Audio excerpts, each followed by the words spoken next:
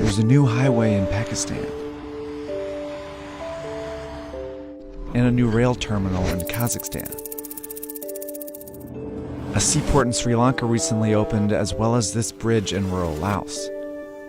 What's interesting is that they're all part of one country's project that spans 3 continents and touches over 60% of the world's population. If you connect the dots, it's not hard to see which country that is.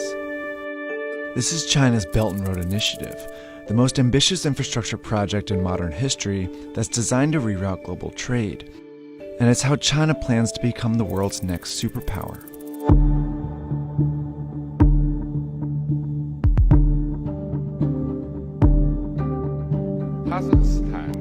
Kazakhstan. It's 2013, and Chinese President Xi Jinping is giving a speech in Kazakhstan, where he mentions the ancient Silk Road, a network of trade routes that spread goods, ideas, and culture across Europe, the Middle East, and China as far back as 200 BC.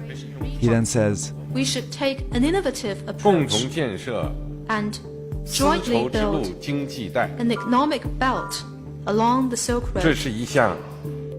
A month later, Xi is in Indonesia. The two sides should work together to build up a new maritime road in the 21st century. These two phrases were the first mentions of Xi's legacy project, the multi-trillion-dollar Belt and Road Initiative, or BRI. They're also the two components of the plan. There's an overland economic belt of 6 corridors that serve as new routes to get goods in and out of China, like this railroad connecting China to London, and these gas pipelines from the Caspian Sea to China, and a high-speed train network in Southeast Asia. Then there's the Maritime Silk Road, a chain of seaports stretching from the South China Sea to Africa that also directs trade to and from China. The BRI also includes oil refineries, industrial parks, power plants, mines, and fiber optic networks, all designed to make it easier for the world to trade with China. So far, over 60 countries have reportedly signed agreements for these projects. And the list is growing because China promotes it as a win-win for everyone. Take, for example, the BRI's flagship project, Pakistan. Like many countries in Central and South Asia, Pakistan has a stagnant economy and a corruption problem. It wasn't a popular place for foreign investment, that is until China came along. In 2001, China offered to build a brand new port in the small fishing town of Gwadar.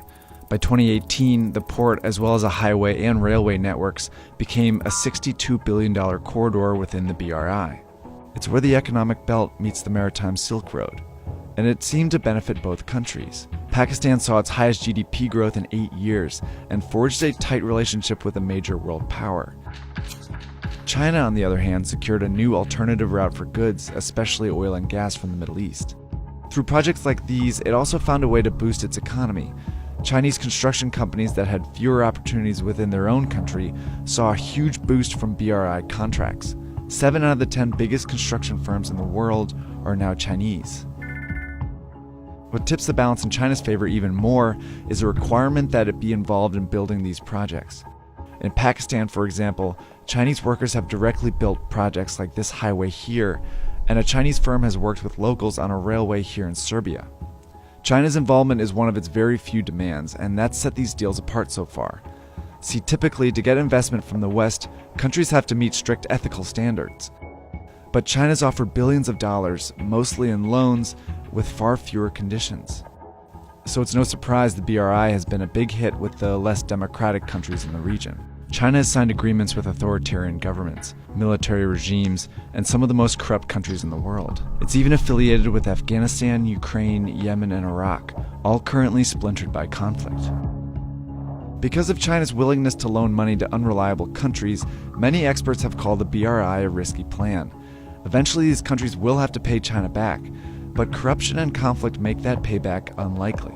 A recent report found that many of the countries indebted to China are very vulnerable, including 8 that are at high risk of being unable to pay. So why does China keep lending?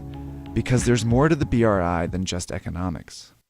In Sri Lanka, China loaned about $1.5 billion for a new deepwater port.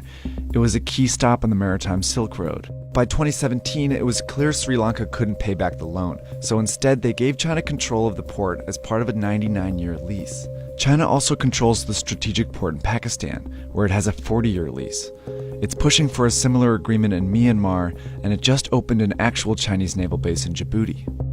These are all signs of what's been called the string of pearls theory. It predicts that China is trying to establish a string of naval bases in the Indian Ocean that will allow it to station ships and guard shipping routes that move through the region. So while China's not getting its money back, it's still achieving some very important strategic goals. China's growing influence challenges the status of the US, which has been the world's lone superpower for the last several decades.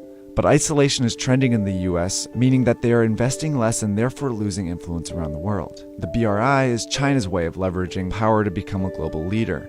By building relationships and taking control of global trade, China's well on its way.